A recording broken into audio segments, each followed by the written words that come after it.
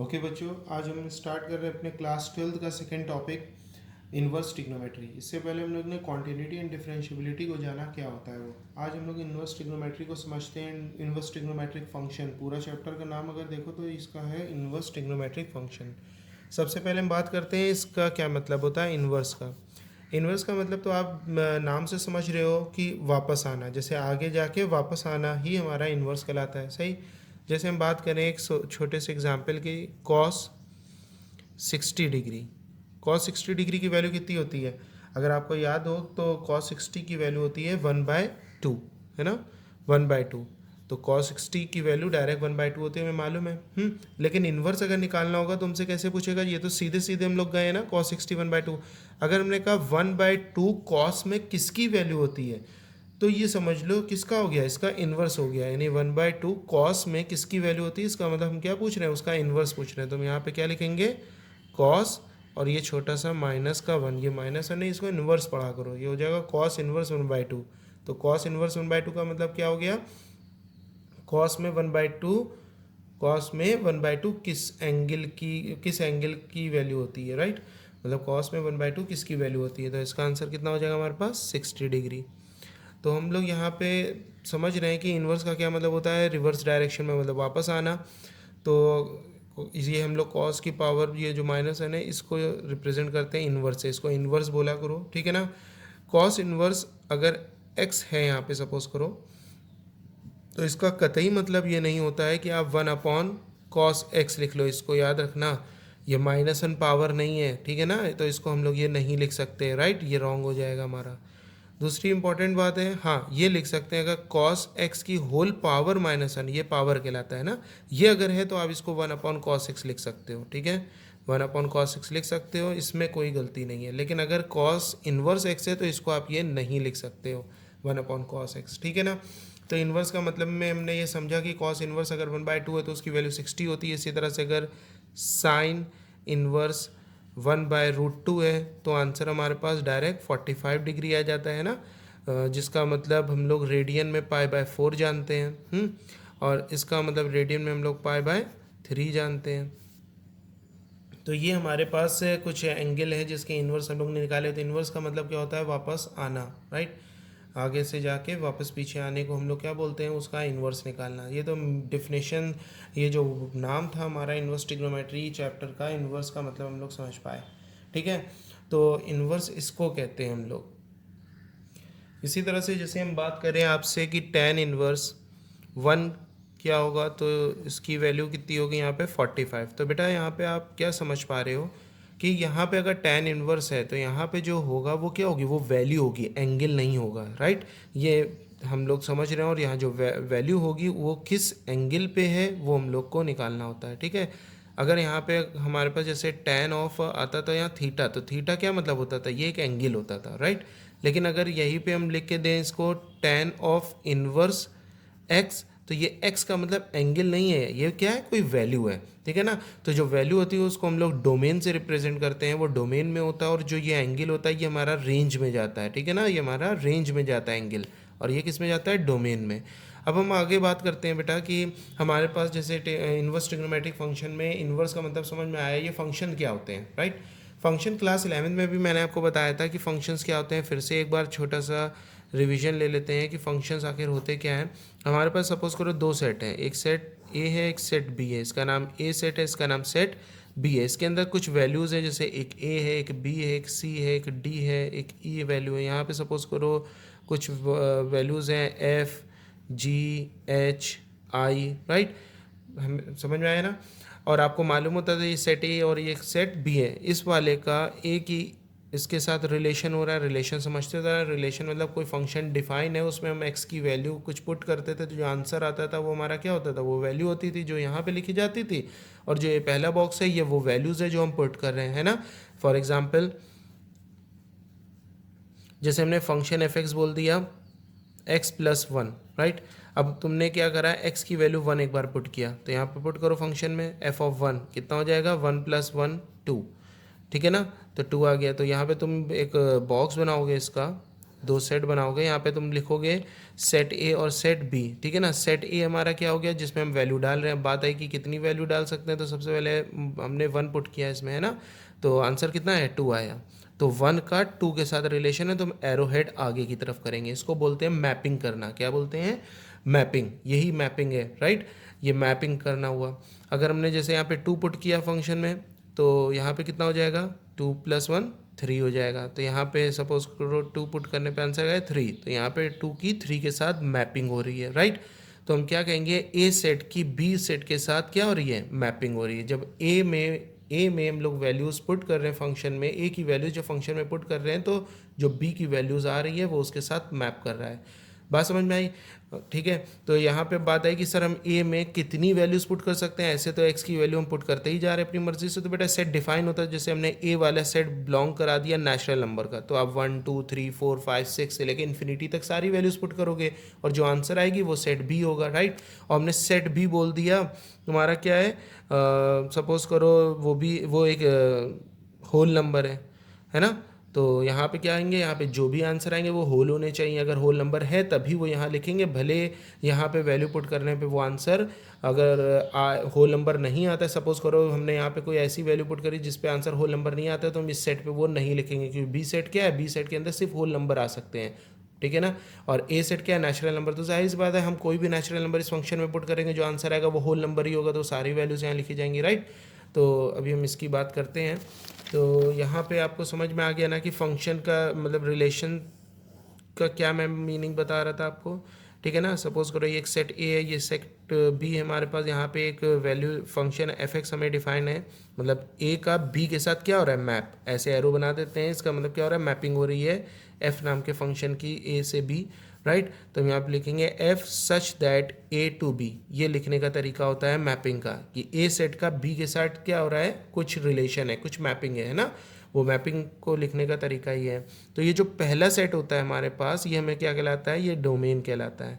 क्या कहलाता है, डोमेन। और ये जो आंसर वाला सेट होता है ये कहलाता है कोडोमेन, राइट। तो ये जो वैल्यू हम जिसकी पुट कर रहे हैं, जब हम वैल्यू पुट कर रहे हैं फंक्शन में, वो हमारा डोमेन सेट है, और जो वैल्यू निकल रही है वो कोडोमेन सेट है, ठीक है ना। तो जैसे सपोज करो फंक्शन एफ एक्स हमारे पास गिवन है 2x + 1, राइट। और जो सेट ए है वो हमारा बिलोंग कर रहा है सपोज करो होल नंबर को, और सेट बी जो है वो हमारा नेचुरल नंबर को बिलोंग कर रहा है, ठीक है ना। या फंक्शन एफ एक्स की वैल्यू हम 2x ले लेते हैं, ओके। अब हमने क्या देखा कि सेट ए में होल नंबर है, यानी ये सेट पूरा होल नंबर का है, ठीक है ना। तो यहाँ पे होल नंबर कौन होंगे, 0 1 2 3 4 5, कहाँ तक, इन्फिनिटी तक, ठीक है ना। वैल्यू पुट करने में बी सेट में जो आंसर आएगा वो कैसे आएगा, वो फंक्शन एफ के थ्रू आएगा। मैपिंग कैसे हो रही है, ए से बी की, इस एफ नाम के फंक्शन पे। और ये एफ नाम का फंक्शन का क्या है, एफ नाम का फंक्शन है ये 2x, राइट। तो हम यहाँ पे x की जगह वैल्यू पुट करेंगे, एक बार 0 पुट करेंगे, तो एफ ऑफ 0 पुट करा, तो एफ ऑफ 0 पे 2 × 0 कितना हो गया, 0 हो गया, राइट। तो ये जो वैल्यू आती है ये हमारी क्या होती है, ये हमारा कोडोमेन होता है, यानी बी सेट में। तो यहाँ हम 0 लिखेंगे, लेकिन फिर हमने देखा क्या कि बी क्या है बेटा, B belongs to natural number, यानी बी के अंदर सिर्फ नेचुरल नंबर आएंगे, तो 0 नेचुरल तो होता नहीं है, तो ये 0 यहाँ पे नहीं आएगा, राइट।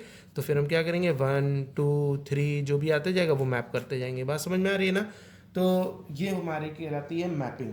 ये हमारे क्लास 12 का टॉपिक है। तो मैपिंग समझ में आया कि सेट ए का सेट बी के साथ जो मैपिंग हो रही है अंडर डिफाइंड सम फंक्शन, राइट।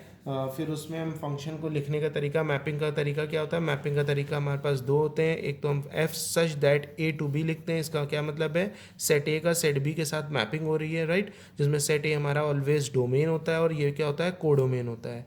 और हम इसको ऐसे भी लिख सकते हैं, ए टू बी ऊपर छोटा सा एफ, ठीक है ना। ए मतलब डोमेन या कोडोमेन।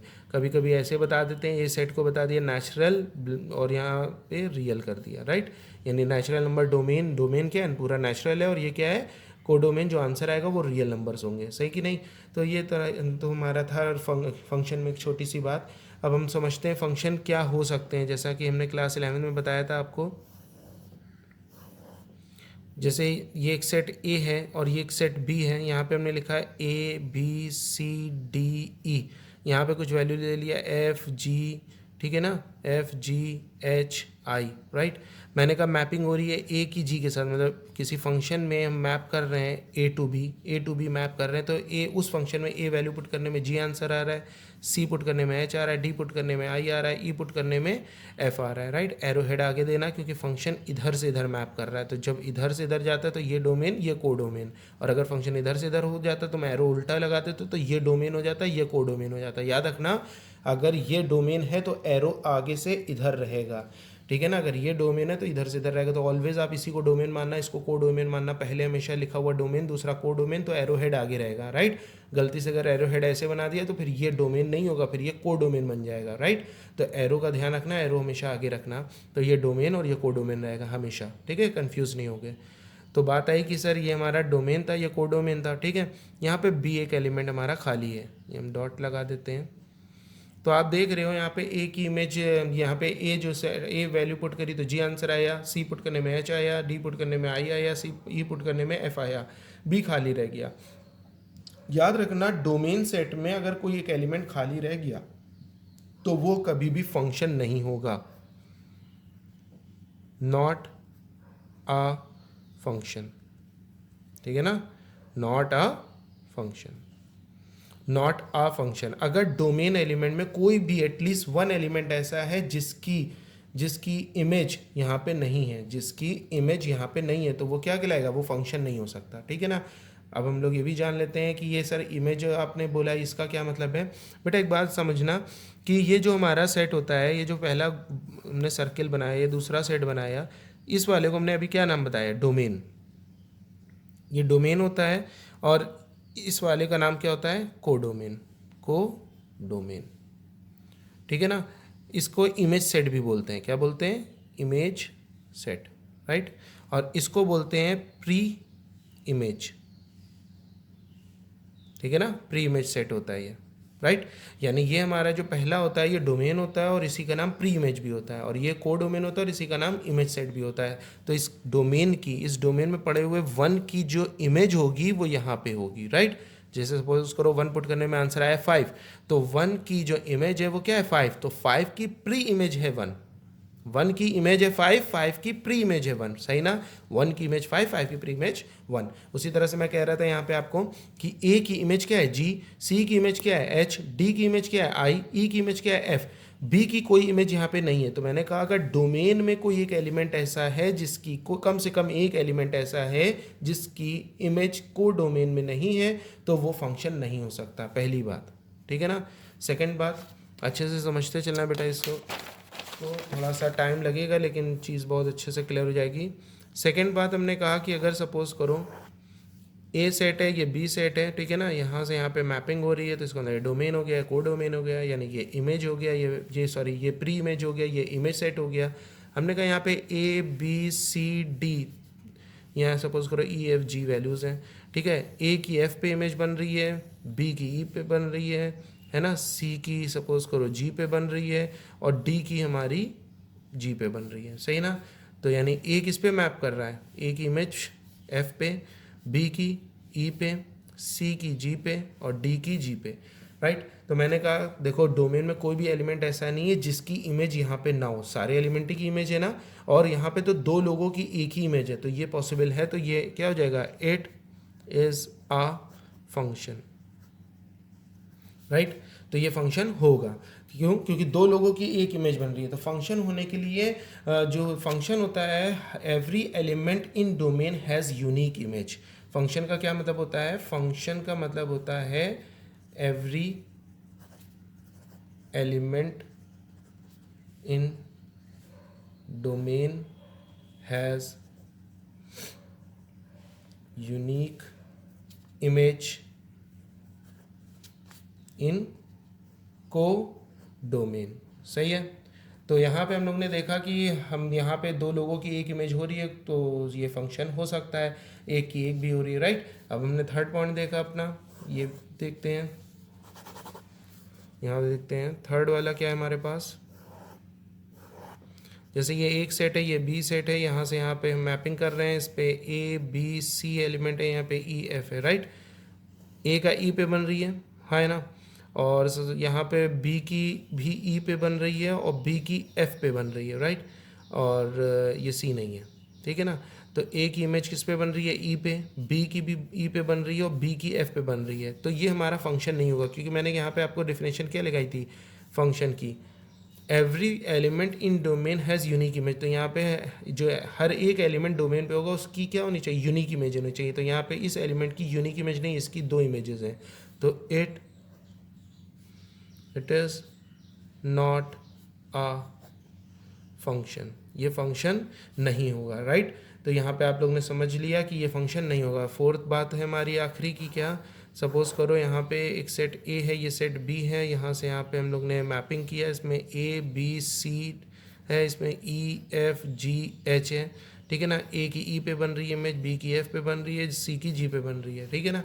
यहाँ पे आप देख रहे हो ए की किस पे बन रही है इमेज, ई पे, बी की एफ पे और सी की जी पे बन रही है, लेकिन एच की इमेज, एच की प्री इमेज यहाँ नहीं है, प्री इमेज है ना, तो एच की प्री इमेज यहाँ पे नहीं है, ठीक है ना।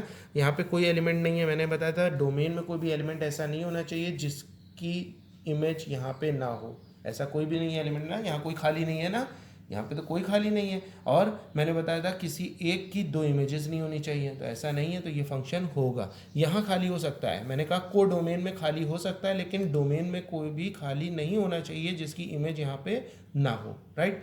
और एक एलिमेंट की दो इमेजेस नहीं हो सकती, दो लोगों की एक इमेज हो सकती है लेकिन एक की दो इमेजेस नहीं हो सकती, तो ये क्या हो जाएगा, इट इज अ फंक्शन, ये फंक्शन होगा। समझ में आया। तो फिर ये चार बातों को ध्यान रखना, कहाँ फंक्शन नहीं होता है बेटा, याद रखना किसी एक एलिमेंट की अगर दो इमेज होगी तो फंक्शन नहीं होगा, और अगर डोमेन में कोई एक एलिमेंट ऐसा है जिसकी इमेज यहाँ पे नहीं है तो फंक्शन नहीं होगा, राइट।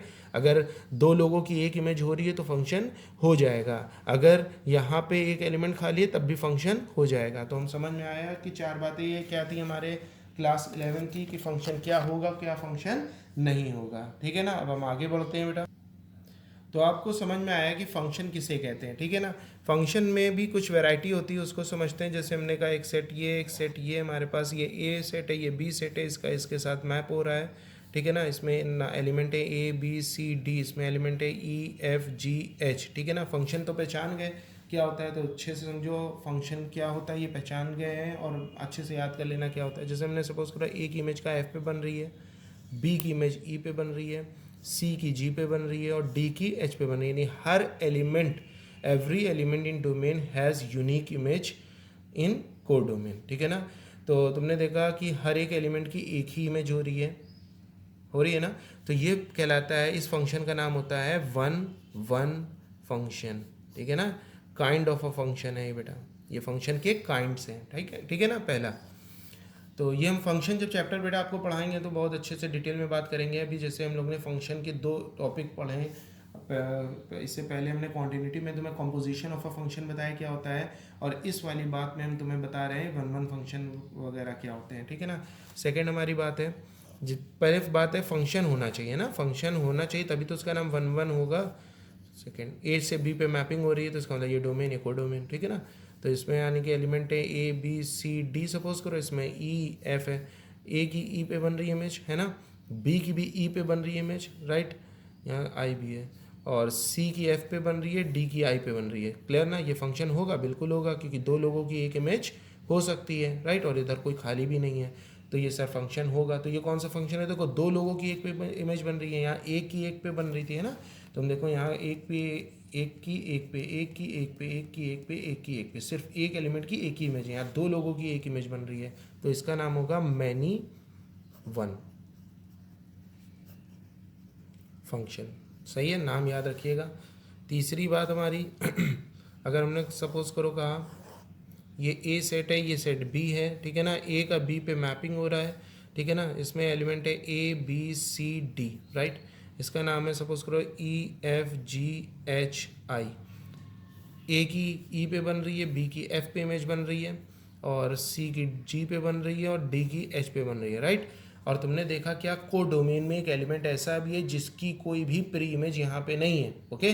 तो मैंने बताया था फंक्शन तो हो सकता है, लेकिन एक बात ध्यान रखना, काइंड ऑफ अ फंक्शन में इस फंक्शन का नाम हमारा होता है, जैसे यहाँ पे काइंड ऑफ अ फंक्शन में इस वाले फंक्शन का नाम हमारा होता है इनटू फंक्शन। क्या होता है, इनटू फंक्शन, राइट, इनटू। चौथा, जैसे सेट ये ए है, ये सेट बी है और ए से बी पे मैपिंग हो रही है हमारी, ठीक है ना। इसमें A B C D E, right, इसमें एफ जी एच आई, ठीक है ना। ए की एफ पे इमेज बन रही है, ठीक है ना, सी की भी एफ पे बन रही है, बी की एच पे बन रही है, डी की जी पे बन रही है, ई की आई पे इमेज बन रही है, समझ रहे हो ना। देखो मैंने कहा ए की एफ पे बन रही है, सी की भी एफ पे बन रही है, बी की एच पे बन रही है इमेज, ठीक है ना, और डी की जी पे बन रही है और ई की आई पे बन रही है। तो हर एक एलिमेंट की एक ही इमेज हो रही है कि नहीं हो रही है, देख रहा है बेटा। तो ऐसे फंक्शन को हम लोग बोलेंगे, जाहिर सी बात है यहाँ पे दो लोगों की एक इमेज बन रही है और ठीक है ना, दो लोगों की एक इमेज बन रही है तो ये मैनी वन होगा। दो हो या दो से ज़्यादा लोगों की एक इमेज हो तो वो मैनी वन कहलाता है। सिर्फ दो ही नहीं, तीन की एक हो जाए, चार की एक हो जाए तो वो मैनी वन फंक्शन कहलाता है। लेकिन यहाँ पे तुम देखो, कोड डोमेन में कोई भी एलिमेंट ऐसा नहीं है जिसकी प्री इमेज यहाँ ना हो, सारे लोगों की प्री इमेज यहाँ एग्जिस्ट कर रही है ना, तो ये कहलाता है ऑन टू फंक्शन।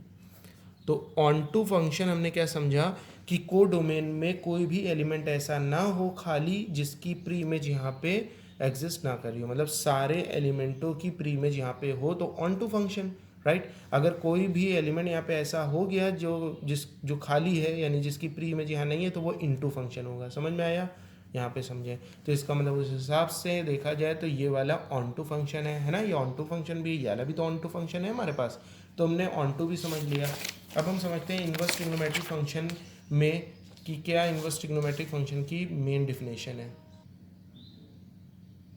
देखो बेटा, किसी भी फंक्शन का इन्वर्स तभी एग्जिस्ट करता है जब वो फंक्शन बाइजेक्टिव हो, राइट। मेरी बात को ध्यान रखना, किसी भी फंक्शन का इन्वर्स तब एग्जिस्ट करता है जब वो बाइजेक्टिव हो, राइट, ठीक है ना। बाइजेक्टिव, अब बाइजेक्टिव का क्या मतलब होता है, one one and onto, ठीक है ना। किसी भी फंक्शन का इन्वर्स हम तब निकाल सकते हैं जब वो बाइजेक्टिव, ठीक है ना, अदरवाइज हम उसका इन्वर्स नहीं निकाल पाएंगे, सिंपल बात, ठीक है ना। ये बात हमने जो कही इसको हम प्रूफ करते हैं। देखो बाइजेक्टिव का मतलब वन वन होना और ऑन टू होना, अगर वन वन ऑन टू दोनों होगा तभी वो बाइजेक्टिव होगा, और बाइजेक्टिव होगा तभी हम उसका इन्वर्स निकाल पाएंगे। सपोज करो हमने कहा एक सेट ए है, एक सेट बी है, इस सेट का नाम ए, इसका नाम बी है, राइट। मैंने यहाँ पे एक वैल्यू लिया, जैसे 2 3 4, राइट। 2 एक है, 3 एक है, एक 4 है। यहाँ पे सपोज करो है ए बी सी, ठीक है ना। 2 वैल्यू पुट करने में आंसर ए आ रहा है, सपोज करो 3 वैल्यू पुट करने में भी ए आ रहा है, ठीक है ना। 4 पुट करने में बी आ रहा है, ठीक है ना। और सपोज करो यहाँ पे एक 5 भी है और 5 पुट करने में सी आ रहा है, राइट। ये हमारा क्या है, मैनी वन फंक्शन है, जाहिर सी बात है ना। अब हमने क्या देखा कि क्या इसका इन्वर्स एग्जिस्ट करेगा। इन्वर्स का मतलब समझ रहे हो ना, इन्वर्स का मतलब वापस उल्टा करना, अगर ए से बी जा रहे हैं तो इन्वर्स का मतलब बी से ए होना। अभी तक के हम लोग फंक्शन समझ रहे थे क्या होता है, राइट, फंक्शन क्या होता है, और इन्वर्स की एक बेसिक डेफिनेशन समझी। इन्वर्स का मतलब अगर हम आगे से पीछे जा, आगे से यहाँ, आगे से सामने जा रहे हैं तो वापस आने को इन्वर्स बोलते हैं। तो यहाँ पे हम लोग अब समझने जा रहे हैं इन्वर्स ट्रिग्नोमेट्री की मेन डेफिनेशन की। इन्वर्स ट्रिग्नोमेट्री में इन्वर्स एग्जिस्ट कब करता है, इन्वर्स तब एग्जिस्ट करता है जब वो बाइजेक्टिव होगा। बाइजेक्टिव मतलब वन वन होने के साथ साथ क्या होना चाहिए, ऑन टू, राइट। अब हम ये वाला देख रहे हैं, ये वाला जो फंक्शन है ये तो मैनी वन है, ठीक है। तो अब आप ये हमको प्रूफ सर करके बताओ, ये मैनी वन फंक्शन में इन्वर्स क्यों एग्जिस्ट नहीं कर रहा है। देखो बेटा, ये मैनी वन फंक्शन है ना, अगर यहाँ पे देखा जाए तो क्या ये फंक्शन है, तुमने कहा हाँ बिल्कुल सर फंक्शन है, क्योंकि दो लोगों की इमेज बन रही है, एक की एक, राइट। अगर हम इसका इन्वर्स निकालें, इन्वर्स का क्या मतलब होता है, इन्वर्स का मतलब होता है बी से ए, है ना। तो बी पहले लिख दिया, ए बाद में लिख दिया, तो बी के नाम क्या थे, ए बी सी, और ए के अंदर क्या नाम था, 2 3 4 5, और बी से ए आने का मतलब इसकी जैसे मैपिंग ऐसे हो रही है वैसे वापस कर देंगे। तो ए की जैसे 2 और 3 की ए पे हो रही है, तो ए की किस पे हो रही है, 2 3 पे, तो ए की किस पे हो रही है बेटा, 2 पे, और ए की किस पे हो रही है, 3 पे, है ना। और बी की किस पे हो रही थी, 4 पे, तो बी की 4 पे, सी की किस पे हो रही थी, 5 पे, तो सी की 5 पे। समझ में आया ना, राइट। इन्वर्स का मतलब बी से ए ना, तो बी पहले सेट लिख दिया, ए सेट बाद में लिख दिया, राइट। यहाँ पे अगर आप देखो तो ए की किस पे हो रही थी, 2 और 3 पे मैप हो रही थी, 2 और 3 की मैपिंग किस पे हो रही थी, ए पे, तो ए की मैपिंग यहाँ 2 3 पे मैंने कर दिया, राइट। 4 की मैपिंग बी पे हो रही थी तो बी की मैपिंग 4 पे कर दिया, 5 की मैपिंग सी पे हो रही थी तो सी की मैपिंग 5 पे कर दिया, ठीक है ना। अब बताओ, इसका जब हमने इन्वर्स करा, इसका जब हमने इन्वर्स किया यानी B2A तो ये फंक्शन है, नहीं है फंक्शन। क्यों? क्योंकि यहाँ एक एलिमेंट की दो इमेजेस आ गई। अभी मैंने बताया था जब एक एलिमेंट की दो इमेजेस होती है तो वो फंक्शन नहीं होता है। देखो समझ में आया कि नहीं आया? ये मैनी वन था कि नहीं था? तो मैनी वन का जब मैंने इन्वर्स निकाला तो एग्जिस्ट ही नहीं करा, फेल हो गए ना। तो इसका मतलब फंक्शन को वन वन होना ज़रूरी है। अब दिखाते हैं ऑन टू का मतलब। सपोज करो एक और हमने क्वेश्चन दिया, यहाँ पे है वन, यहाँ पे सपोज करो इस सेट का नाम ए, इस सेट का नाम बी है, ठीक है ना। यहाँ पे एलिमेंट है ए बी सी डी, यहाँ है ई एफ जी एच आई, राइट। इसका इस पे बन रही है इमेज, इसकी इस पे बन रही है इमेज, है ना। और सी की जी पे इमेज बन रही है, डी की एच पे इमेज बन रही है, यहाँ एक खाली है, राइट। मैंने पूछा क्या फंक्शन है? ए का बी पे मैपिंग हो रही है, याद रखना ए की मैपिंग बी पे हो रही है, तो ये फंक्शन है। बिल्कुल सर फंक्शन है, क्योंकि डोमेन में कोई एलिमेंट खाली नहीं है और डोमेन में किसी एक एलिमेंट की दो इमेजेस नहीं है, बिल्कुल फंक्शन है। तो मैंने कहा इसका इन्वर्स एग्जिस्ट करेगा। तो इन्वर्स का मतलब क्या होता है? बी का ए के साथ मैप करना, है ना।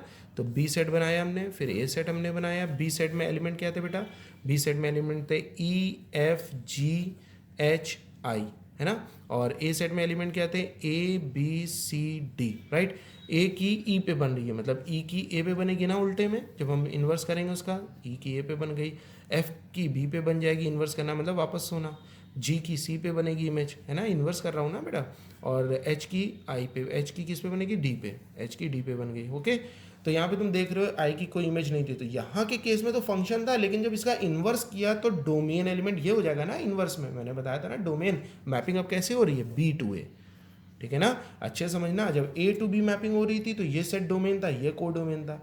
जब बी टू ए मैपिंग होगी तो ये डोमेन होगा, ये को डोमेन होगा। मैंने अभी पीछे भी बताया था आपको कि मैपिंग किधर से किधर हो रही है। अगर बी से ए तो ये डोमेन, ये को डोमेन, राइट। ये नहीं याद रखना कि ये पहला जो लिखा होगा वो डोमेन, दूसरा वाला को डोमेन। हमेशा टीचर कंफ्यूज कर देगा आपको। एग्जामिनर कैसे कंफ्यूज करेगा? देखिए सपोज करो उसने ऐसे दो सर्किल आपके पास बनाए, ये ए लिख दिया, बी लिख दिया और एरो ऐसे करके रख दिया। एरो देखो किधर की तरफ है? इधर की तरफ। तो इसका नाम क्या होगा? को डोमेन। और ये क्या होगा? डोमेन। देखा, पहले लिखा हुआ डोमेन और बाद में लिखा हुआ को डोमेन रटना नहीं है। एरो देखना मैपिंग किधर हो रही है, ए टू बी की बी टू ए, सही ना। तो यहाँ पे हम देख रहे हैं मैपिंग किधर हो रही? बी टू ए, तो ये डोमेन, ये को डोमेन, राइट। तो यहाँ पे हमने देखा कि डोमेन में एक एलिमेंट ऐसा है जो खाली है, जिसकी इमेज यहाँ पे नहीं है, तो ये फंक्शन ही नहीं होगा। देखा ना। तो जब हमने ए टू बी देखा तो वो फंक्शन था, लेकिन जब बी टू ए देखा वो फंक्शन ही नहीं बना, तो इसका इन्वर्स नहीं निकलेगा। यहाँ पे हमने देखा ए टू बी तो वो फंक्शन था, लेकिन जब बी टू ए किया तो वो फंक्शन ही नहीं हुआ, तो इसका भी इन्वर्स नहीं निकलेगा। तो ये मैनी वन फंक्शन था ना, तो मैनी वन फंक्शन का जब इन्वर्स निकालना चाहा तो नहीं निकला। ये क्या था बेटा? ये हमारा क्या था? Onto function. देखो ना, ऑन टू का क्या मतलब होता है? ऑन टू का मतलब होता है कि को डोमेन में, राइट। यहाँ पे देखो ये, सॉरी ये ऑन टू कह रहे हैं, ये कौन सा? इनटू फंक्शन है ना। इनटू फंक्शन में देखो क्या है? को डोमेन में एक एलिमेंट ऐसा खाली कर दिया हमने, राइट। तो ये फंक्शन तो है, लेकिन जब हमने इसका इन्वर्स निकाला तो ये देखो नहीं निकला, नहीं निकला ना। तो इसका मतलब है कि वो फंक्शन हमारा इन्वर्स तभी निकाल सकता है जब वो वन वन होने के साथ साथ ऑन टू भी हो। ऑन टू का मतलब क्या होता है? ऑन टू का मतलब होता है इस को डोमेन में कोई भी एलिमेंट ऐसा ना हो जिसकी प्री इमेज यहाँ पे ना हो। मतलब यहाँ पे सारे एलिमेंट की प्री इमेज होनी चाहिए, लेकिन यहाँ पे तो सारे एलिमेंट की नहीं है, तो आई खाली रह गया, है ना। लेकिन अगर हमने ए टू बी मैप किया था तो ये फंक्शन बन रहा था, लेकिन बी टू ए में फंक्शन नहीं बन रहा है, तो इसका इन्वर्स एग्जिस्ट नहीं कर रहा है। तो इन्वर्स एग्जिस्ट करने के लिए वो वन वन के साथ ऑन टू होना चाहिए, ठीक है ना। और वन वन का मतलब एक की एक पे इमेज बनने के साथ साथ यहाँ पे कोई खाली नहीं होना चाहिए, तभी तो इन्वर्स होगा। अब चेक करते हैं एक और हम। अब ये वाला एग्जाम्पल देखो, जैसे हमने कहा ए की बी पे मैपिंग कराई, ए टू बी, है ना। इसमें ए बी सी डी है, इसमें ई एफ जी एच है, राइट। देखो ए की एक पे इमेज, एक की एक पे इमेज, है ना। सी की एच पे इमेज, डी की जी पे इमेज, सही है। अब हमने क्या कहा? क्या इसका इन्वर्स एग्जिस्ट करेगा? तुमने कहा सर इन्वर्स निकाल के देखो। बी का ए से करते हैं, पहले बॉक्स बी बनाया, फिर ए बनाया, यहाँ बना दिया बी टू ए। हम लोग क्या कर रहे हैं? मैपिंग। बी में क्या नाम थे? ई एफ जी एच, है ना। ए के नाम क्या थे? A B C D, okay. यहाँ पे ए की ई पे बन रही तो मतलब ई की ए पे इमेज बनेगी इन्वर्स में। बी की बेटा यहाँ पे देख रहे हो ना, बी की एफ पे बन रही तो एफ की किस पे बनेगी? बी पे बन जाएगी। सी की एच पे बन रही है तो यहाँ पे एच की सी पे इमेज बन जाएगी, ओके।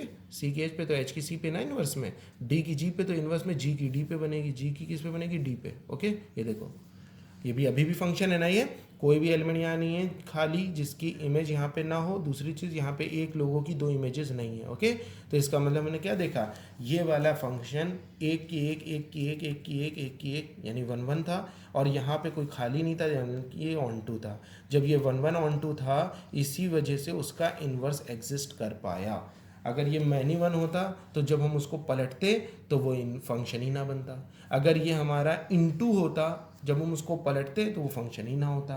तो ऑन टू होना और 1 1 होना, ये दोनों इकट्ठे जब होंगी तभी उसका इन्वर्स होगा, अदरवाइज नहीं होगा। ये बात समझ में आई अच्छे से? तो इसका मतलब किसी भी दुनिया में किसी भी फंक्शन का इन्वर्स तभी एग्जिस्ट करता है जब वो 1 1 ऑन टू इकट्ठे हो, एक साथ हो। 1 1 ऑन टू मतलब वो 1 1 यानी एक की एक पे इमेज भी बननी चाहिए। ऑन टू का मतलब को डोमेन में कोई भी एलिमेंट ऐसा ना हो जिसकी प्री इमेज डोमेन में ना हो। ओके, ये को डोमेन ये तब समझ में आएगा जब तुम सुकून से बैठ के डोमेन को डोमेन समझ लोगे होता क्या है, जैसा कि मैंने पूरी डिटेल में आपको समझाया। ठीक है बेटा? ठीक है बेटा, तो अब हम देखते हैं कि अब हमने फंक्शन जान लिया क्या होता है अच्छे से। ठीक है ना, इन्वर्स का मतलब समझ लिया। अब इन्वर्स ट्रिग्नोमेट्रिक फंक्शन, ठीक है ना, inverse trigonometric function ITF, okay in short. तो अब इसका मतलब समझते हैं। अब इन्वर्स ट्रिग्नोमेट्रिक फंक्शन देखते हैं। देखो इसको समझ में आ गया, किसी भी फंक्शन यानी ट्रिग्नोमेट्रिक फंक्शन का इन्वर्स कब एग्जिस्ट करेगा, तो इन्वर्स कब एग्जिस्ट करेगा अभी मैंने बताया था। किसी भी फंक्शन का इन्वर्स तब एग्जिस्ट करेगा जब वो 1 1 ऑन टू हो, यानी बाइजेक्टिव हो। 1 1 ऑन टू का एक वर्ड में मीनिंग है बाइजेक्टिव, राइट, या बाइजेक्शन। तो अब यहाँ ट्रिग्नोमेट्री आ गया, तो ट्रिग्नोमेट्री फंक्शन का इन्वर्स तब एग्जिस्ट करेगा जब वो ट्रिग्नोमेट्रिक फंक्शन क्या हो, 1 1 ऑन टू।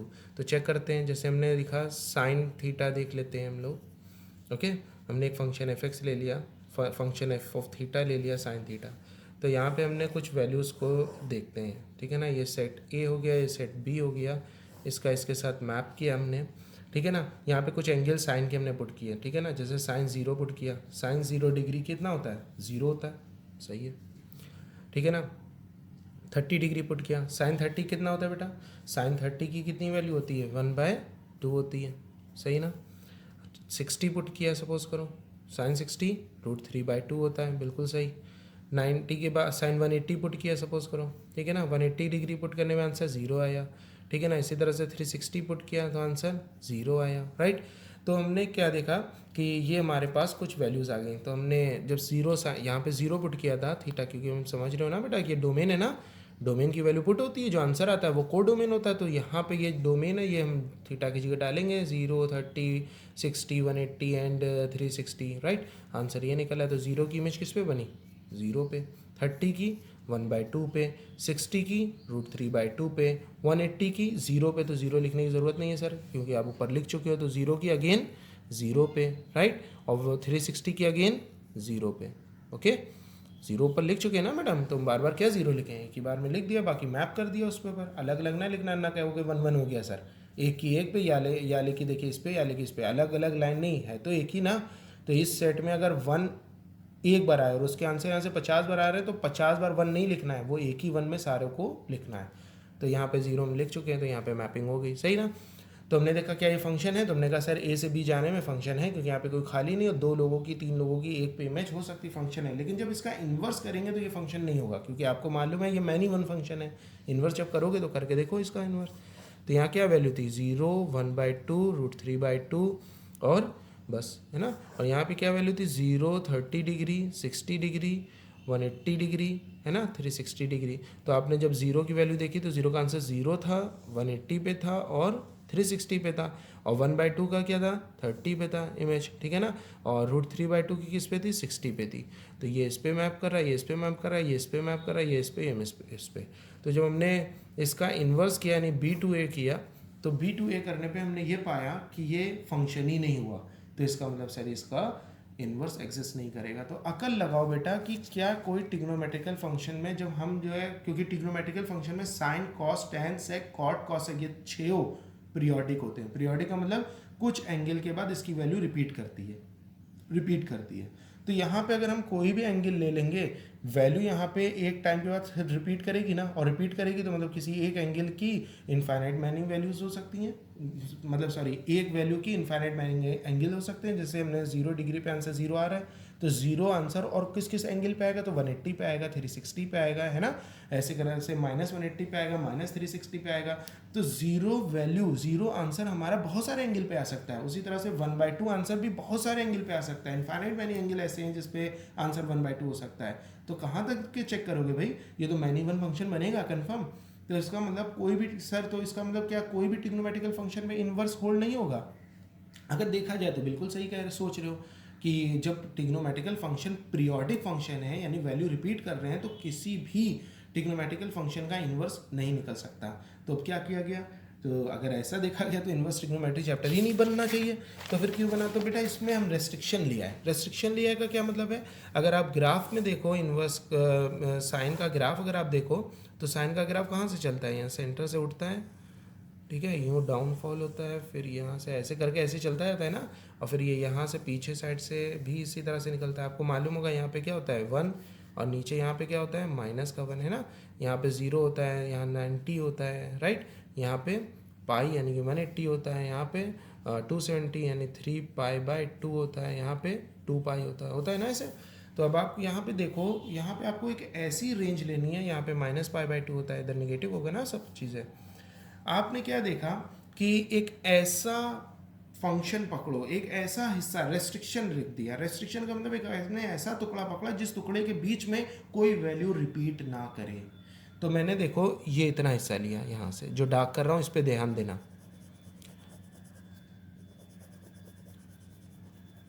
-π/2 से π/2 के बिटवीन कोई भी एंगल आप डाल लो, साइन की कभी भी कोई वैल्यू रिपीट नहीं करेगी, ओके। लेकिन जैसे ही तुम π/2 के आगे बढ़ोगे, वैल्यू फिर से रिपीट करना शुरू हो जाएंगी, ओके।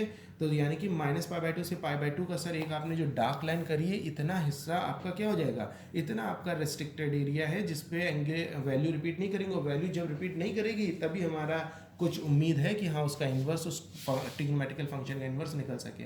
तो ट्रिग्नोमेट्रिकल के इन्वर्स निकालने के लिए हमने रेस्ट्रिक्शन ले लिया। तो कहोगे सर -π/2 से π/2 लिया, अगर हम π/2 से 3π/2 इतना टुकड़ा ले लेते, यहाँ से लेके यहाँ तक ले लेते हैं, यहाँ मतलब है ना, ये वाला टुकड़ा ले लेते हैं, तब भी ठीक था बेटा, क्योंकि इतने में भी वैल्यू रिपीट नहीं करेंगे, ऐसे तो बहुत सारे हो जाएंगे। तो मेन प्रिंसिपल ब्रांच क्या कहलाती है, प्रिंसिपल ब्रांच का मतलब समझो, ऐसे तो बहुत सारे एंगल हो जाएंगे। π/2 से 3π/2 ना लेके कुछ बच्चे कहें 3π/2 से 5π/2 ले लें, तो वो भी बिल्कुल सही है। कुछ बच्चे कहें -π/2 से -3π/2 समथिंग ले लें, वो भी सही है, राइट। तो ये ऐसे करके तो बहुत सारे हमारे पास एंगल आने लगे हैं। तो हमने क्या करा, प्रिंसिपल ब्रांच को देखा। प्रिंसिपल ब्रांच होती है बेटा -π/2 से π/2 के बिटवीन, ये होती है प्रिंसिपल ब्रांच, ओके।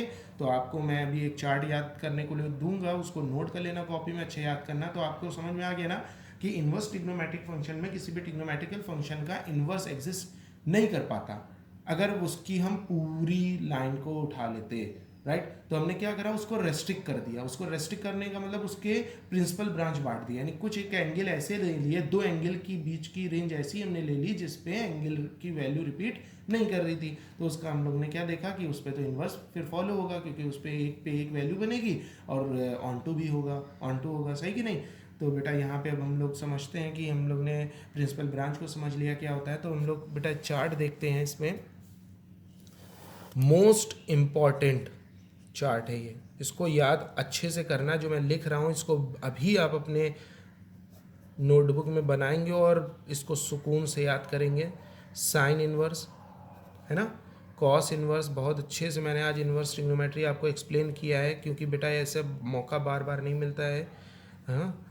तो इसको अच्छे से एक एक बार, दो दो बार, तीन तीन बार वीडियो देखिए आप, और इसके जो मैंने बातें बताई उस पर ध्यान दीजिए। और जो नहीं समझ में आई बात उसको कमेंट सेक्शन में मुझसे पूछिए कि क्या मैंने बताया। और जो मैं ये चार्ट बना रहा हूँ इनको अच्छे से याद कर लेना। डोमेन का मतलब समझ गए हो ना, जो वैल्यू होती है। रेंज का मतलब जो एंगल होता है, बिल्कुल सही है ना। रेंज मतलब जो एंगल होता है, ठीक है ना। तो एंगल कितना हम लेंगे तो जो वैल्यू हमारी कितनी आएगी। तो बेटा अगर आप समझो तो डोमेन जो साइन इन्वर्स का होता है वो हमारा क्लोज इंटरवल -1 से 1 होता है, यानी जो साइन इन्वर्स की जो आंसर्स आते हैं वो -1 से 1 के बीच ही में होंगे। वो तो जाहिर सी बात है -1 है ना। ये तो इन्फाइनाइट मैनी तक के, अगर इन्फाइनाइट तक निकल जाए तब भी ये 1 से ऊपर नहीं जा सकता और -1 से नीचे नहीं जा सकता है। तो बात, सॉरी दिख नहीं रहा था आपको, अब देखिए हम अगर इस लाइन में इन्फाइनाइट तक निकल जाए तो ये कभी भी साइन 1 से ऊपर नहीं निकल सकता और -1 से नीचे नहीं जा सकता, ठीक है ना।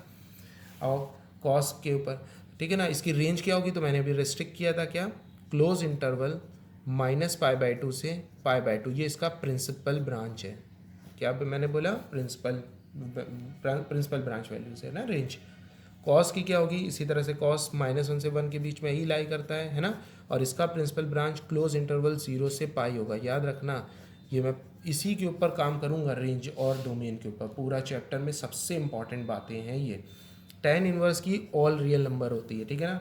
पूरा रियल नंबर होता है हमारा डोमेन, यानी कुछ भी आ जाए वैल्यू सब आंसर है, राइट, रियल नंबर में। और इसका जो हमारा रेंज होता है वो -π/2 ओपन इंटरवल से π/2 होता है, ठीक है ना। और अगर हम बात करें कॉसेक की, तो कॉसेक की हमारी होती थी -∞ से -1 तक, ठीक है ना। ये क्लोज इंटरवल होगा, यूनियन 1 से इन्फिनिटी तक, ओके। तो यानी कि इसका क्या मतलब है, रियल नंबर लाइन पे -1 से 1 के बिटवीन की वैल्यू को छोड़ के पूरी रियल नंबर है ना। यानी -∞ से चलते चलते -1 तक आके रुके, फिर 1 से इन्फिनिटी तक के गए और इन दोनों के बीच के छोड़ दिए, और यूनियन का मतलब इधर और उधर के ले लिया, ठीक है ना। कॉसेक इन्वर्स की जो हमारी वो होती है रेंज, वो क्या होती है, वो होती है क्लोज इंटरवल -π/2 से π/2, ठीक है ना। और इसमें हम लोग ज़ीरो को नहीं लेंगे, अभी हम समझाते हैं सारी बातों को, पहले लिख देते हैं। सेक का क्या मतलब होता है, -∞ से -1 यूनियन 1 से इन्फिनिटी ओपन इंटरवल, ठीक है ना। और इसमें क्या होगी हमारी बात, 0 से π, जिसमें π/2 को नहीं लेंगे। डिलीटेड इन BD का सिंबल होता है, यानी 0 से π तक के सारे एंगल में π/2 को छोड़ के -π/2 ऐसे लिखा जाता है। जिस इन दोनों के बीच में किसी एंगल को हटाना होता है तो हम ऐसे लिखते हैं। और यहाँ कॉट की पूरी रियल नंबर होगी और इसका ओपन इंटरवल 0 से π होगा। समझ लो जल्दी से कि मैं क्या कहने जा रहा था। देखो साइन की अगर आपने रेंज याद कर ली, कॉस की रेंज याद कर ली, तो tan की आपको रेंज मेरा मानना है याद हो जानी चाहिए, क्योंकि tan का अगर फॉर्म याद करो तो साइन अपॉन कॉस होता है ना। ओ सॉरी, कॉसेक की याद करो तो कॉसेक का क्या होता है, 1 अपॉन समथिंग साइन करके होता है ना। तो साइन 0 कहाँ होगा, -π/2 से π/2 में साइन 0 कहाँ होता है, 0 पे। और -π/2 से π/2 के बिटवीन हमारे पास 0 आता है ना। -π/2 से π/2 के बीच में 0 कब आता है, साइन 0 कहाँ होता है, 0 पे। तो -π/2 से π/2 के बीच में 0 को हम नहीं लेंगे, क्योंकि कॉसेक का जो उल्टा होता है वो क्या होता है, 1 अपॉन साइन के टर्म में, है ना। तो हमने 0 को इसलिए हटा दिया क्योंकि कॉसेक 0 पे इन्फिनिटी हो जाता, राइट। उसी तरह से सेक का क्या होता है, 1 अपॉन कॉस, 1 अपॉन कॉस, यानी अपॉन में कौन लिखा है, कॉस। तो कॉस जहाँ 0 होगा वहाँ पे सेक इन्फिनिटी होगा। तो कॉस 0 कहाँ होगा, 0 से पाई के बीच में, π/2 पे। तो हमने 0 से π/2 लिया, π/2 को हटा दिया। समझ में आया। तो कॉस और सेक, tan और कॉट आपस में कनेक्टेड है, ओके। तो यहाँ पे हम लोग ने समझा। वैसे मैं लर्न करना है अच्छे से पूरा, अगर आप समझ के लर्न कर लेते हो तो बहुत बेहतर है। जैसे यहाँ देखो साइन और tan की ऑलमोस्ट सेम है, बस यहाँ क्लोज इंटरवल है, यहाँ ओपन इंटरवल है। कॉस और सेक ऑलमोस्ट सेम है, क्लोज है, यहाँ भी क्लोज है, लेकिन यहाँ पे हमें वो वैल्यू कॉस की हटानी जिस पे सेक इन्फिनिटी हो। तो कॉस 0 पे सेक इन्फिनिटी होता है ना। तो सॉरी, कॉस 90 पे सेक इन्फिनिटी होता है। उसी तरह से कॉसेक की वो वैल्यू हमें हटानी है जिस पे साइन 0 हो। तो साइन 0 कहाँ होता है, 0 पे। तो हमने कॉसेक से 0 को हटा दिया, राइट। तो ये बेटा आपको याद रखना है अच्छे से। तो अब हम बात इसके ऊपर कर रहे थे, यहाँ तक आपको अच्छे से समझ में आया। अब इसके बाद हम लोग कुछ अलग से हम अपने तरफ से वेरिएबल को दिखा देते हैं, आपको ले लेते हैं, मतलब वही वेरिएबल आप लेके चलें। वैसे वेरिएबल तो कुछ भी हो सकते हैं, पहचान समझना है अच्छे से। देखो अगर यहाँ पे साइन इनवर्स लिखा हो तो यहाँ पे आगे जो लिखा होगा वो क्या होगा, वो वैल्यू होगी, यानी वो डोमेन होगा। ये याद रखना अच्छे से, एंगल नहीं हो सकता, ओके। और अगर यहाँ पे साइन लिखा हो तो यहाँ पे जो होगा वो क्या होगा, फिर वो एंगल पे होगा। समझ में आया ना काम, अच्छे से याद रखना, आगे चल के बड़े काम आएंगे। थोड़ी छोटी मीनिंग में बताए दे रहे हैं, अच्छे से शब्दों में बताए दे रहे हैं ताकि क्लियर हो जाए जल्दी से। साइन अगर कोई इन्वर्स फंक्शन है तो यहाँ पे क्या लिखा होगा, डोमेन वाली वैल्यूज़ होंगी। डोमेन का मतलब वैल्यू होगी, एंगल नहीं होगा। और अगर यहाँ साइन लिखा है तो यहाँ एंगल होगा। और एंगल की बेटा एक बात ध्यान रखना, एंगल का मतलब डिग्री में भी होता है, रेडियन में भी होता है ना, और ग्रेडियन में भी होता है। एंगल की 3 यूनिट होती थी ना, क्लास 11 में पढ़ी थी हम लोगों ने। क्या क्या, एक तो हम लोगों ने डिग्री पढ़ा, तो छोटी क्लास से पढ़ते आ रहे हैं। 2 और जाना, एक ग्रेडियन और एक रेडियन। ज़्यादातर हम लोग रेडियन और डिग्री का यूज़ करते हैं, ओके। तो यहाँ पे हम लोग ने देखा साइन ऑफ थीटा, तो ये एंगल होगा, यानी ये रेंज पे आएगा। साइन इनवर्स ऑफ एक्स, ये डोमेन पे होगा, यानी वैल्यूज़ होंगी यहाँ पे, ठीक है। यहाँ पे साइन ही नहीं, यहाँ पे कोई भी ट्रिग्नोमेट्रिकल फंक्शन हो सकता है। अब इसके ऊपर थोड़ी सी और चीज़ों को देखते हैं। प्रॉपर्टी नंबर 1, प्रॉपर्टी 1 में अब इसके बाद हम बस ये पहली प्रॉपर्टी लिखाएंगे, बाकी नेक्स्ट क्लास में कराएंगे बेटा। देखिए छोटी सी बातें हैं, जैसे हमने कहा sine inverse of sine theta is equal to क्या होगा, थीटा होगा। याद रखना साइन इनवर्स ऑफ साइन, ये एंगल है ना, मतलब रेंज पे देखेंगे ना theta, sine inverse of sine theta theta होगा, लेकिन कब, जब ये जो थीटा है ये हमारा बिलोंग करेगा साइन की रेंज को। अगर ये जो थीटा है, ये जो थीटा एंगल है, ये हमारा रेंज में होगा तभी ये बाहर थीटा निकलेगा, नहीं तो नहीं निकलेगा। नहीं, थीटा की वैल्यू रेंज, साइन की रेंज क्या होती है, -π/2 से π/2, तो क्लोज इंटरवल -π/2 से π/2 के बीच में होगा तभी ये बाहर थीटा बन के आएगा। कहने का सेंस है sign inverse of sine theta की जगह सपोज करो लिखा होता 60 डिग्री, तो -π/2 से π/2 के बीच में 60 आता है, तो यहाँ बाहर 60 आ जाएगा, ये दोनों कैंसिल हो जाएंगे, राइट। ठीक है ना, लेफ्ट कैंसिल, मतलब ये कैंसिल हो जाते हैं ट्रिग्नोमेट्री में, काटते नहीं है, याद रखना। अगर मान लो 90 हुआ तो भी, क्योंकि क्लोज इंटरवल है ना, तो 90 हुआ तो भी 90 बाहर आ जाएगा, 0 हुआ तो भी बाहर आ जाएगा। लेकिन अगर 180 हुआ तो ये साइन इनवर्स ऑफ साइन 180 है, तो 180 फिर बाहर नहीं आएगा। फिर इसको कैसे करेंगे, नेक्स्ट क्लास में मैंने कहा ना, अभी से प्रॉपर्टी देख लेते हैं, ठीक है। 2 प्रॉपर्टी को जल्दी से करते हैं, देखते हैं, फिर हम क्वेश्चंस करते हैं इसके ऊपर। फिर इसी तरह से हमारे पास cos inverse of cos theta, जाहिर सी बात है यहाँ कॉस है तो यहाँ एंगल ही होगा, तो जब यहाँ एंगल होगा तो ये एंगल बार थीटा बन के निकलेगा, तो हम लोग एंगल में एंगल देखेंगे, यानी थीटा कहाँ बिलोंग करना चाहिए, कॉस की रेंज में, यानी 0 से पाई, राइट। ये जो थीटा है अगर ये अपनी रेंज में लाई कर रहा है, ये थीटा अगर अपनी रेंज में लाई कर रहा है तभी ये बाहर थीटा बन के निकलेगा, अगर नहीं लाई कर रहा है तो भाई नहीं बाहर आएगा, ठीक है ना। फिर उसको सॉल्व कैसे करेंगे next class, right. Tan inverse of tan theta अगर यहाँ पे लिखा है तो ये बाहर थीटा बन के आएगा। वही बात है, ये जो थीटा ये कहाँ बिलोंग करना चाहिए, ओपन इंटरवल -π/2 से π/2, ओपन इंटरवल, यानी अगर ये π/2 हुआ तो ये बाहर नहीं आ पाएगा, ओके, क्योंकि π/2 हमारे रेंज में नहीं होता है। इसी तरह से हमारे पास कॉसेक है, कॉसेक इनवर्स ऑफ कॉसेक, तो यहाँ थीटा होगा, सही ना। याद रखना यहाँ कॉसेक है, इनवर्स नहीं है, तो यहाँ एंगल होगा, तो ये थीटा बन के बाहर आएगा एंगल बन के। तो एंगल में एंगल देखते हैं, एंगल कहाँ होता है, रेंज में होता है ना, तो उसकी रेंज क्या होती है कॉसेक की, अभी मैंने आपको कॉसेक की रेंज बताई थी -π/2 से, बेटा कॉसेक की रेंज मैंने लिखाई थी -π/2 से π/2, जिसमें हम लोग को क्या नहीं लेना था, 0 नहीं लेना था, याद है। उसी तरह से हम लोग यहाँ पे देखेंगे सेक इनवर्स सेक थीटा, ये बार थीटा बन के आएगा, ठीक है ना। यहाँ थीटा हमेशा कहाँ किसके बीच में लाई करना चाहिए, सेक के केस में, ठीक है ना, क्लोज इंटरवल 0 से पाई, जिसमें π/2 को नहीं लेना है, समझ में आया ना, π/2 को हम लोग को हटा देना है। उसी तरह से आखिरी बात cot inverse cot theta, theta बन के बाहर निकलेगा जब हमारा थीटा कहाँ लाई करेगा, थीटा बिलोंग करेगा हमारा ओपन इंटरवल 0 से पाई के बीच में। याद रखना ये बहुत इंपॉर्टेंट रिस्ट्रिक्शन है, ये जब होंगे तभी ये बाहर थीटा निकलेगा, नहीं तो नहीं निकलेगा, ये बात मेरी याद रखना, ठीक है ना। प्रॉपर्टी नंबर 2,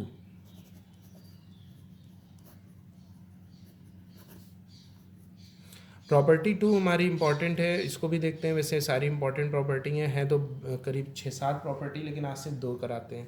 पहले सोचा था 1 करा दें, लेकिन ये वाली करा इसलिए रहे हैं क्योंकि ये आज की जो एक्सरसाइजेस देंगे वो इस प्रॉपर्टी 2 के ऊपर भी हैं। देखो बेटा यहाँ पे लिखा है, मैंने अगर लिखा है साइन इनवर्स ऑफ -x, अब यहाँ देखो साइन के साथ क्या है, इनवर्स लगा, तो ये फिर क्या होगी, डोमेन होगी ना डोमेन, तो ये साइन इनवर्स ऑफ -x है, तो ये बाहर minus of sine inverse x निकाल सकते हैं, राइट। फिर वही बात है, ये जो x है वो कहाँ लाई करना चाहिए, अपने डोमेन में, यानी -1 से 1 के बीच में होना चाहिए, ओके।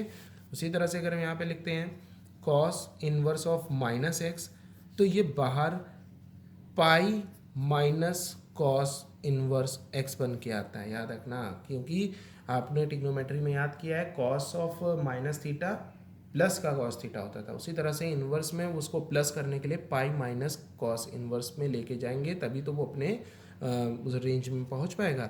लेकिन x कहाँ बिलोंग करना चाहिए, वही क्लोज इंटरवल -1 से 1, ये याद कर लेना, ओके। सेकेंड हमारी बात है tan के साथ, tan इनवर्स -x है, तो ये भी बाहर minus of tan inverse x बन के निकल सकता है, राइट। उसी तरह से अगर हम बात करें कॉसेक इनवर्स -x है, तो ये भी बाहर माइनस का कॉस एक इनवर्स एक्स बन के निकल सकता है। इसी तरह से हम बात करें सेक इनवर्स माइनस एक्स, तो ये भी बाहर आएगा, तो pi minus sec inverse x होगा, राइट। इसी तरह से कॉट इनवर्स माइनस एक्स होगा, तो ये भी बाहर pi minus cot inverse x आएगा, याद रखना। यानी कि अगर अंदर का जो वैल्यू है वो नेगेटिव है किस केस में, साइन टेन और कॉसेक में, तो वो बाहर डायरेक्ट माइनस बन के आ जाएगा। लेकिन कॉस सेक और कॉट में तो वो पाई माइनस करके वही कॉस इनवर्स एक्स लिखेंगे। क्लियर।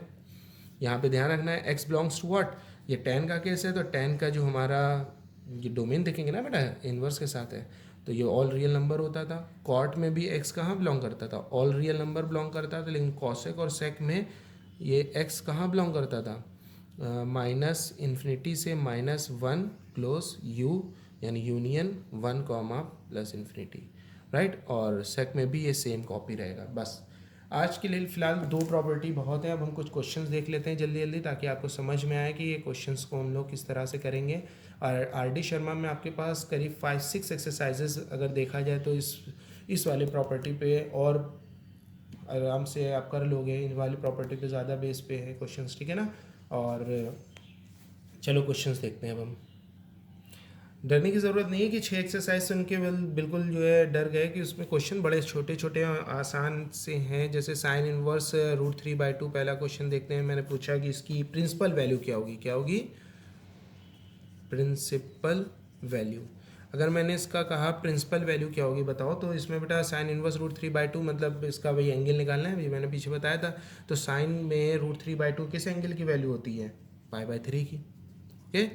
तो π/3 की वैल्यू हो जाएगी। लेकिन हमें याद है कि ये जो एंगल हमारे पास आया ये हमारा क्या -π/2 से π/2 के बीच में लाई करता है, क्योंकि मैंने बताया था कि प्रिंसिपल वैल्यू का मतलब है वो अपने प्रिंसिपल रेंज में लाई करे। रेंज कहाँ से कहाँ तक होती थी, -π/2 से π/2, तो π/2 तक। तो इसका मतलब √3/2 की जो वैल्यू आ रही π/3 वो -π/2 से π/2 के बीच में लाई करती है। अच्छा, ये तो सब अच्छे से है ना मालूम कि -π/2 से π/2 का क्या मतलब होता है, -π/2 से π/2 का क्या मतलब होता है बेटा, अच्छे से जानते हो ना। -π/2 से π/2 के बीच में एक आता है क्या, जीरो आता है। तो यानी कि ये जीरो है हमारा एंगल, जीरो से π/2। ये सारे एंगल तो लेंगे, क्योंकि आपको मालूम है जब हम लोग इसमें इस तरह से चलते हैं एंटी क्लॉक साइड पे, तो प्लस एंगल लेते हैं ना। जब हम एंटी क्लॉक चलते हैं 0, 1 डिग्री, 2 डिग्री, 3, 4, 5, 6, 7 ऐसे 90 डिग्री, 91, 92 करते 180 डिग्री, ऐसे करते करते 270 डिग्री, 360 डिग्री, 450 डिग्री, 540 डिग्री, 630, 720, 810, 900 ऐसे चलते हैं ना जब हम लोग एंटी क्लॉक चलते हैं। तो पॉजिटिव एंगल लेते हैं, जब हम क्लॉक चलते हैं तो नेगेटिव एंगल लेते हैं, 0, -1, -2, -3, -4, -5, -6, -7, माइनस करते करते -90, -180, -270, -360, -450, -540, राइट, -630, -720, -810, -900। अगर हम यूँ चल रहे हैं तो -90 से +90 का मतलब हो गया 0 ये है। तो 0 से 90 यानी ये फर्स्ट क्वाड्रेंट जब एंटी क्लॉकवाइज चलो, और जब हम क्लॉक चलेंगे तो उसके हिसाब से ये फर्स्ट क्वाड्रेंट होगा, तो ये राइट। तो ये ना कहते ना ये वाला तो सर फोर्थ क्वाड्रेंट है, वो फोर्थ क्वाड्रेंट है बेटा जब हम एंटी क्लॉक चलते हुए आते हैं। लेकिन जब क्लॉक चलते हुए जाते हैं तो ये फर्स्ट क्वाड्रेंट होता है, राइट। तो -90 से 90 का मतलब हो गया हमारे पास -90 डिग्री से 90 डिग्री का मतलब हो गया इनके बीच में कौन कौन से एंगल होंगे, यहाँ 0 हो गया है ना। यहाँ पे माइनस का 30 भी होगा, राइट, माइनस का 45 भी होगा, माइनस का 60 भी होगा, ओके। और यहाँ पे 30 डिग्री भी होगा, 45 डिग्री भी होगा, राइट, और 60 डिग्री भी होगा। ये मतलब हुआ, ओके। यानी 0 से 90 ऑल पॉजिटिव एंड 0 से -90 ऑल नेगेटिव। ये है -90 से 90 का मतलब। बहुत बच्चों को ये चीज़ नहीं मालूम है, इसलिए ध्यान रखना। आप लोग को भी मालूम होना चाहिए ये चीज़, ठीक है। π/3 हो गया, तो π/3 हमारा -90 से 90 के बीच में आता है, क्योंकि π/3 का मतलब +60 होता है, +60 तो होता ही है 0 से 90 के बीच में, है ना। अगर -60 होता तो भी 0 से -90 के बीच में होता वो।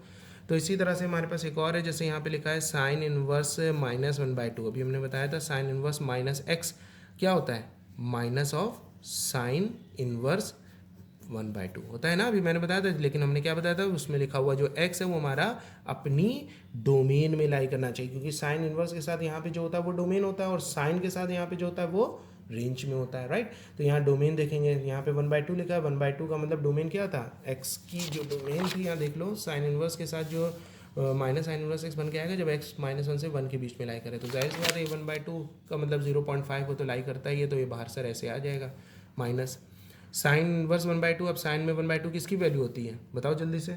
साइन में 1/2 होती है π/6 की वैल्यू है, π/6 मतलब 30 डिग्री की। ओके, इस तरह के बेटा हमारे पास 6 एक्सरसाइज में क्वेश्चन है आर डी शर्मा में। अगर आप एनसीईआरटी से लगा रहे हो तो एक ही एक्सरसाइज में ये वाले भी क्वेश्चन होंगे और बहुत सारे अलग एक्सरसाइज के भी होंगे। आर डी शर्मा में कुछ ज़्यादा अच्छे से डिमॉन्स्ट्रेट किया गया है इसको, ठीक है ना। तो 6 एक्सरसाइजेस की मैं आपको फोटो सेंड कर दूंगा, आप वो 6 एक्सरसाइज जिनके पास बुक नहीं है वो लगा लें, बाकी जिनके पास है वो अपना बुक को देख के लगाएं और क्वेश्चंस मुझसे अच्छे अच्छे पूछें। इसमें एक और क्वेश्चन देख लेते हैं कॉस के ऊपर। जैसे यहाँ पे हम लिख रहे हैं क्वेश्चन कॉस इनवर्स -√3/2, राइट।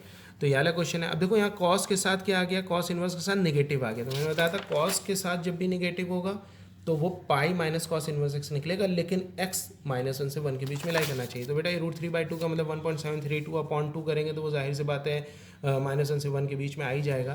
तो हम इसको डायरेक्ट लिखते हैं pi minus cos inverse √3/2, right. अब पाई माइनस, अब देखो यहाँ से नेगेटिव तो रिमूव हो गया। अब तो ये बहुत आसानी से करेंगे, कैसे।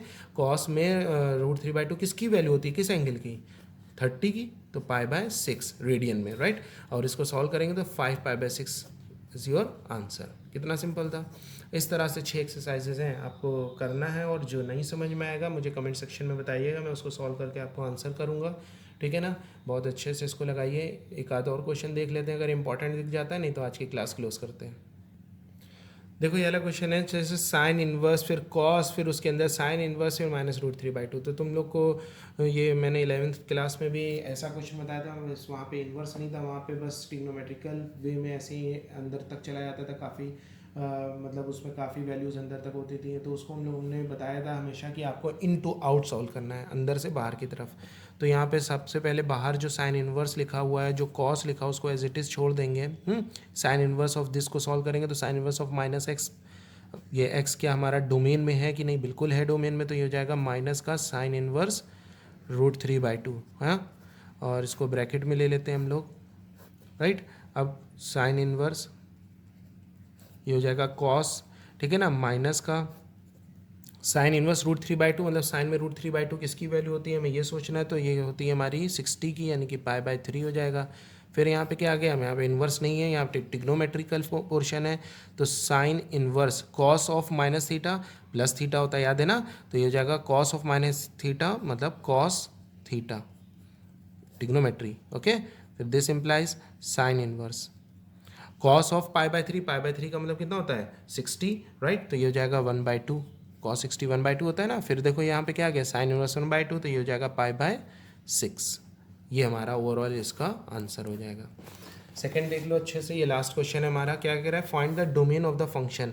हर बार डोमेन डोमेन डोमेन हम लोग ने याद किया है, ठीक है ना। हमने साइन इनवर्स एक्स का डोमेन याद किया है, किसका, साइन इनवर्स एक्स का। यहाँ साइन इनवर्स 2x - 3 है, इसका डोमेन थोड़ी ना याद किया है। तो हम यहाँ पे लिखेंगे द डोमेन जिसका हमने याद किया वो लिखो, साइन इनवर्स एक्स इज -1 से 1, है ना, ये याद किया है। अब इसके बेसिस पे हम इसका डोमेन निकाल लेंगे, इसके बेसिस पे हम सबका निकाल लेंगे। एक बताते हैं, बाकी करिए। देखो यहाँ पे एक बात बताओ, साइन इनवर्स के साथ अगर यहाँ x होता तो उसका डोमेन -1 से 1 के बीच में होता।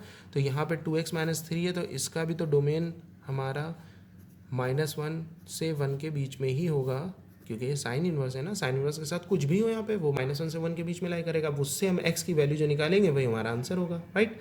यहाँ पे साइन इनवर्स का जब यहाँ पे x होगा तब ये -1 से 1 है, लेकिन अगर यहाँ पे 2x - 3 है तो -1 से 1 थोड़ी ना होगा, तब तो कुछ और होगा।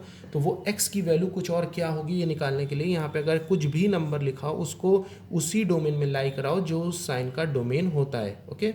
तो यहाँ पे 2x - 3 है, तो 2x - 3 की वैल्यू -1 से 1 के बीच में आ जाएगी, राइट। अब यहाँ से x की वैल्यू निकालो, तो यहाँ से x की वैल्यू निकालने के लिए पहले एडिशन से फ्रैक्शन वाले को हटाते हैं, याद है ना। जैसे लीनियर इक्वेशन सॉल्व करते हैं, पहले 3 ट्रांसफर होता था, फिर डिवाइड आया, फिर मल्टीप्लाई आया। तो यहाँ पे इनइक्वालिटी में इसको सॉल्व करने का तरीका क्या, -3 हटाओ। तो -3 हटाने के लिए पूरी इक्वेशन में हम 3 को ऐड कर देंगे, 2x - 3 + 3 है ना, 1 + 3, फिर ये हो जाएगा 2, ये हो जाएगा 2x, ये तो कैंसिल हो गया, और ये हो जाएगा 4, सही है। फिर अगर हम इसको सॉल्व करते हैं तो हमारे पास अगर देखते हैं तो इसमें क्या आंसर बनता है हमारे पास। फिर हमें ये एक्स चाहिए ना, एक्स की वैल्यू, तो एक्स को बिल्कुल सिंगल करना है आपको। पूरी क्वेश्चन में 2 से डिवाइड कर दो तो ये 1 हो जाएगा, ये एक्स हो जाएगा, ये 2 हो जाएगा। तो एक्स वैल्यू 1 से 2 लाई कर रही है, ओके। तो इसका मतलब x belongs to close interval 1, 2। इसका मतलब है 2x minus 3, sine inverse 2x minus 3 का हमारा डोमेन क्या होगा, ये होगा। क्योंकि x की किस वैल्यू पे, राइट, x की वैल्यू हम सर्च करते हैं ना।